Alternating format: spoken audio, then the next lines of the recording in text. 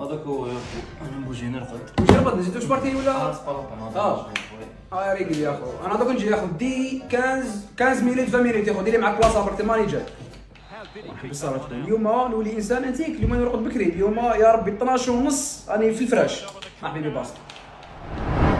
حقائق غريبة ستسمعها لأول مرة عن طائر النورس. طائر النورس يشيش. شنو بالي بها؟ طائر النورسي يشيش جو بوم. او بسط اسكو كان عبالك بلي النورس يشيش جو بوم. عبالك روح تقف معايا. 6 صباح الناس ناضت تصلي، انت تشوف النورس راح ترقد. روح يا اخو، حياتك ضاعت. اكسير ماكش حاب تقف. ولا غير النورس النورس مليح. غير روح ريح بعد تقف، ما تقفش. اكسير.